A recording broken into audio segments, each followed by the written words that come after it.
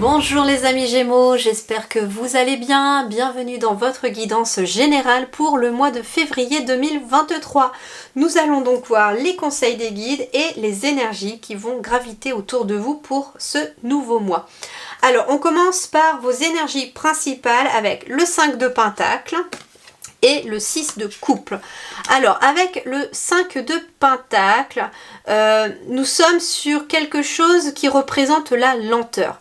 Nous sommes sur quelque chose qui évolue mais de façon lente. Ça va fleurir quand même. Il y a quand même quelque chose qui est en train de fleurir, de pousser. Hein. Ici, alors c'est l'oracle, le tarot des sorcières ici. Donc ici on a quand même une nature qui semble un petit peu figée avec la glace, la neige, mais c'est quand même quelque chose qui est en train de pousser. Hein. Il y a quand même des pentacles dans l'arbre, et puis il y a une fleur qui est en train de pousser. On arrive à la 6e, hein, finalement, la 6e, peut-être le 6e pentacle, qui est en train encore de germer. Vous voyez, mais on est quand même sur quelque chose qui est en train d'évoluer de façon lente. Donc on peut me parler d'une certaine lenteur par rapport à vos énergies sur l'évolution d'un ou plusieurs domaines. Cependant, avec le 6 de coupe, nous sommes quand même sur de la joie à venir, sur quelque chose de très positif. On parle aussi de racines, hein, avec cette carte-là, parce qu'elle symbolise aussi l'enfance, donc on parle aussi de racines. Et donc, on est peut-être sur quelque chose qui est lent à prendre racine. Ça peut être un projet que vous avez envie de mettre en place, ça peut être une relation, mais il y a une notion de lenteur. Mais pourtant, ce que les guides me disent ici, avec ces deux cartes-là en association, c'est que les choses qui sont les plus solides après dans le concret, dans la matière, ce sont justement les choses qui mettent de la lenteur à se mettre en place. Plus les choses sont lentes à évoluer, plus elles seront solides parce que plus leurs racines seront fortes. Vous voyez, c'est vraiment l'image d'un arbre en fait. S'il fait ses racines trop rapidement, il va en faire plein de petites, et puis le premier coup de vent, il est balayé. Or, si l'arbre grandit de façon très lente, il a le temps de vraiment faire ses racines, de les enfoncer très profondément dans la terre, de les faire grossir et d'en faire plein de petites qui ramifient, etc. Et de s'étaler au niveau de ses racines. Et là, le coup de vent, il le fera basculer. Vous voyez un petit peu cette notion-là? Donc on est peut-être quelque chose voilà, qui est de l'ordre de la lenteur. Il y a peut-être une certaine notion de manque, j'entends aussi, qui peut être liée à quelque chose de l'enfance. Alors on peut être sur une blessure de votre enfance. J'entends ici que ça peut être d'avoir manqué de quelque chose dans l'enfance, et ça peut être cette énergie-là qui ressort là, parce qu'il y a une situation qui va vous faire peut-être travailler sur ce manque.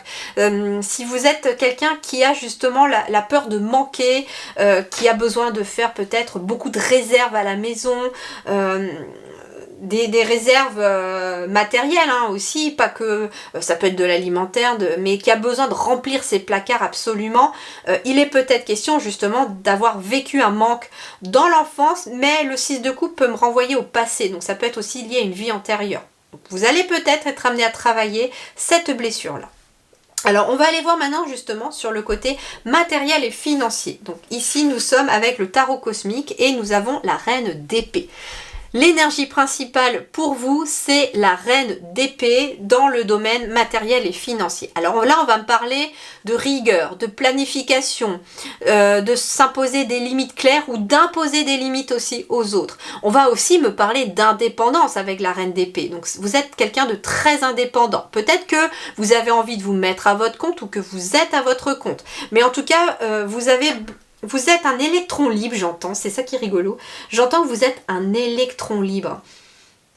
On me dit aussi que avec cette reine d'épée, vous avez une grande intelligence, une grande rigueur intellectuelle, et que c'est ce qui vous permet de transformer finalement les énergies autour de vous. Et c'est rigolo parce que cette carte-là, vous voyez, j'ai donc la reine d'épée, il y a énormément de papillons sur sa robe. Il y a un aigle hein, qui pour moi est le symbole de la liberté, et derrière ces deux ailes à elle, c'est des cygnes, l'animal, hein, le cygne. Et là, un gros papillon sur le chakra du cœur. Et en même temps, elle est très connectée aussi à son intuition et au divin. Et on me parle en gros d'une grosse transformation ici qui s'effectue en vous et que vous êtes capable d'effectuer aussi pour les autres, pour aider les autres. Et j'entendais le vilain petit canard en regardant cette carte, je sais pas pourquoi, j'entends le vilain petit canard. Et c'est ce qui est rigolo parce que je vais vous expliquer pourquoi, parce que c'est bizarre parce qu'on est plus ici sur un message relationnel que je reçois, mais comme je le reçois, je vous le transmets. J'ai l'impression ici, avec le truc qui est lié à l'enfance, le 6 de coupe qui est lié à l'enfance, mais qui est peut-être lié à ses racines aussi, j'entends. Eh bien, vous êtes peut-être justement la personne qui avait cette grande capacité de maîtriser, de prendre son indépendance et de libérer votre lignée. Vous savez, les vilains petits canards, justement, sont appelés à être des cygnes. Et ce sont ceux qui souvent libèrent leur lignée. Et c'est ce que j'entends ici pour vous. Alors je ne sais pas pourquoi, peut-être parce que c'est lié à votre travail, peut-être que vous travaillez dans la libération de la lignée, des lignées familiales ou transgénérationnelles, peut-être que vous êtes dans ces domaines-là aussi pour certains ou certaines d'entre vous, ou que vous dirigez vers cela. Mais en tout cas, avec la reine d'épée, on est quand même quelqu'un qui compte sur soi, qui compte sur elle-même, ou sur lui-même, hein, parce que ça peut être un homme, mais ça peut être aussi quelqu'un qui va vous aider, peut-être aussi dans, justement, le domaine professionnel, matériel ou financier. Alors voyons voir. La première ligne va concerner tous ceux qui sont en activité professionnelle, que vous soyez à votre compte ou que vous soyez salarié. Alors, bon, j'ai la fécondité. Ici, ça veut dire que pour certains, vous avez quelque chose de nouveau qui est en train de germer, qui est en train de prendre racine. Mais cette notion de fécondité, c'est encore cette notion de lenteur ici. Donc, il y a quelque chose qui est en train de prendre racine et ça arrive de façon très lente. Il y a un changement qui est en train de s'opérer, mais lentement, j'ai l'impression, dans votre vie professionnelle. Ça pourrait démarrer par rapport à une réunion. Alors vous pourriez avoir une réunion avec votre hiérarchie, vous pourriez avoir une réunion professionnelle avec des fournisseurs, etc. Il y a une réunion dans laquelle une petite graine ou plusieurs graines seront plantées finalement. Ça peut être des idées que l'on va échanger en réunion qui vont amener des gros changements ou un changement positif. Ça peut être, vous avez une réunion avec votre hiérarchie, vous émettez peut-être de nouvelles idées et ces idées vont porter leurs fruits pour amener des changements positifs pour peut-être faire évoluer l'entreprise de façon positive. Ça peut être vous, hein, si vous êtes à votre compte, vous allez peut-être à faire une réunion pour mettre des nouvelles choses en place aussi qui amènent du changement. Alors pour ceux qui sont sans activité, soit à la retraite, soit demandeurs d'emploi.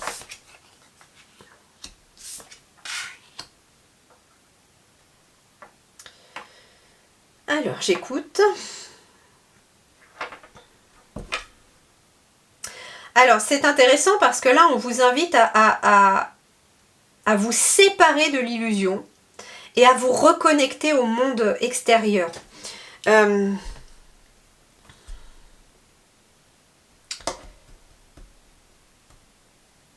Alors, c'est un message particulier, j'ai pas envie de le dire comme les guides me le disent parce que ça fait pas très forcément positif.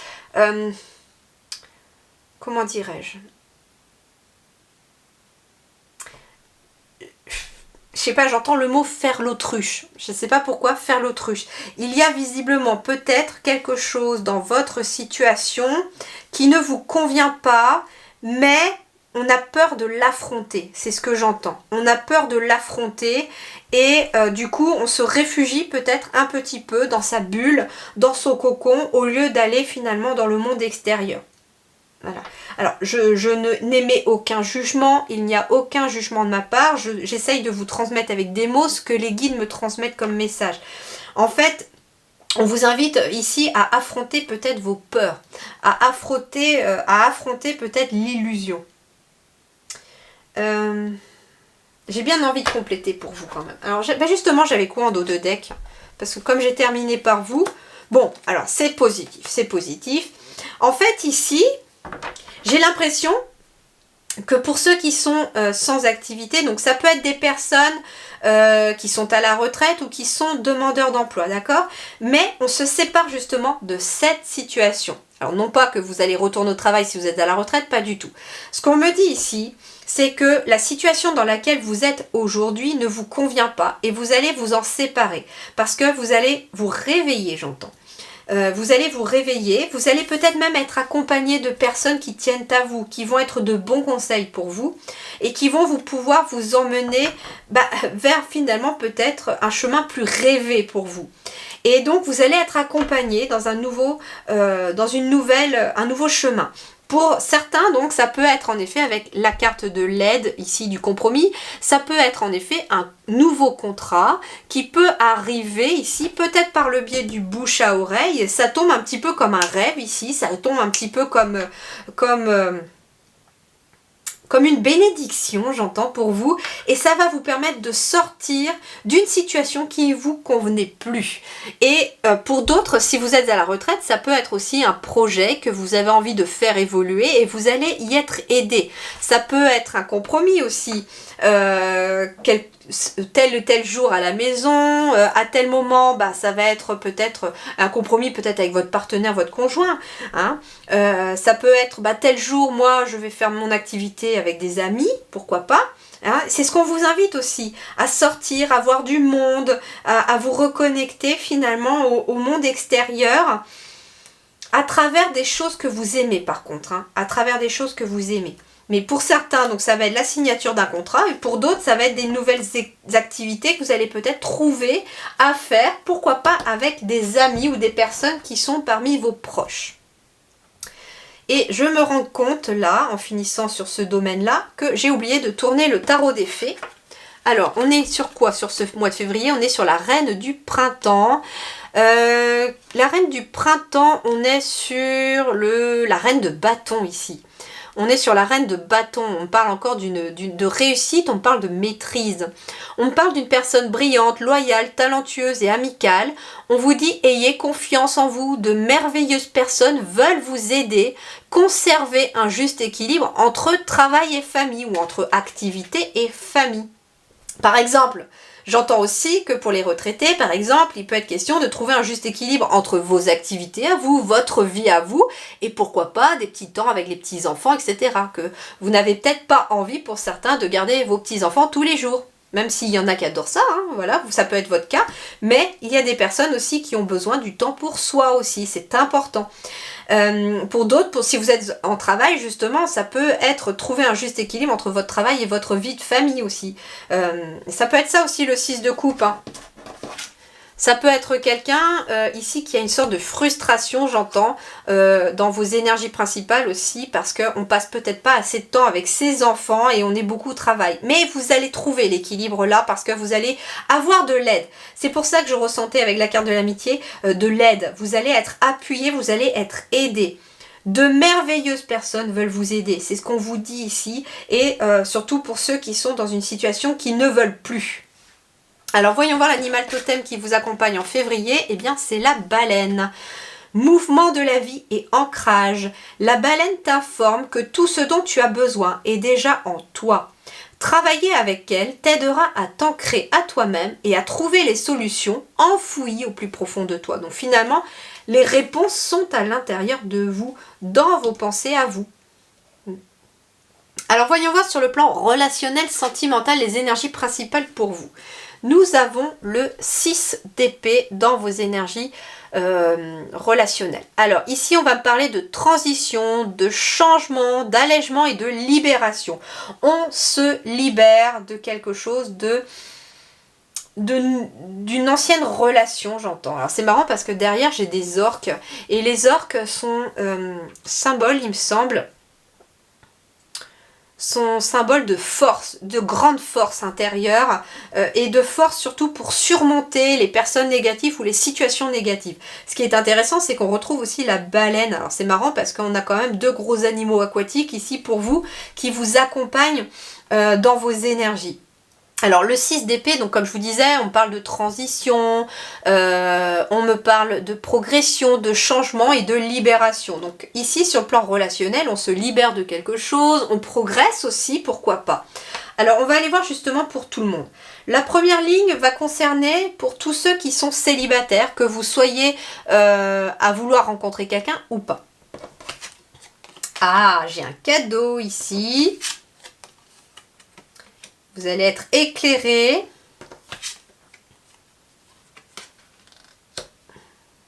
Alors, pour les personnes ici qui sont célibataires, vous pourriez recevoir un cadeau peut-être d'une personne plus jeune que vous, pourquoi pas. Ça peut être aussi, alors la bougie, le cadeau, vous pourriez peut-être arriver ou aller fêter un anniversaire. Alors, si vous êtes invité à un anniversaire, allez-y, c'est ce qu'on me dit. Vous pourriez avoir peut-être une nouvelle opportunité qui veut se présenter, ne serait-ce qu'une amitié aussi. Ça peut être justement un ami ou une amie plus jeune que vous, que vous allez peut-être aller fêter son anniversaire ou aller fêter quelque chose avec cette personne-là. On parle d'un cadeau aussi qui arrive à vous, un cadeau de l'univers qui peut être éventuellement une personne plus jeune que vous allez pouvoir rencontrer. C'est une personne peut-être très connectée aussi. J'ai quand même la carte de la féminité à travers la carte de la petite fille. Alors non pas que c'est une petite fille, mais pas du tout. C'est une personne ici pour moi plus jeune. Ça symbolise quelqu'un de plus jeune. Ça peut être aussi, ici, vous pouvez être célibataire aussi et peut-être trouver des solutions concernant votre enfant. Vous êtes peut-être parent célibataire et on vous dit qu'il y a un cadeau qui arrive ici pour vous par rapport à cet enfant. Vous allez être éclairé, peut-être même aidé aussi. Je vous parlais d'aide qui pouvait arriver aussi. Les deux orques aussi ici peuvent symboliser aussi le fait d'être aidé, d'être guidé, d'être appuyé par des personnes beaucoup plus fortes et qui ont cette capacité de vous aider peut-être à vous défendre contre quelque chose ou contre une situation. Pour les couples ici. Alors pour les couples, on se sépare d'une situation. Alors il peut... pour moi, j'entends pas le mot séparation pour certains Gémeaux, non pas du tout.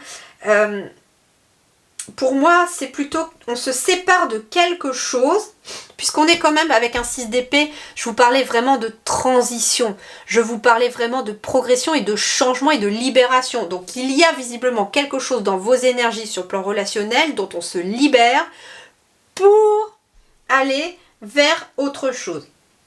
Mais donc ça peut être des couples ici qui se séparent d'une situation qui ne leur convenait plus, qui se séparent peut-être d'un lieu aussi pour déménager et qui vont vers un épanouissement et une nouvelle période de chance avec plus de sagesse aussi. Ça peut être un couple aussi, j'entends ça peut être un couple qui s'est séparé mais qui s'est remis ensemble et qui en ressort plus fort.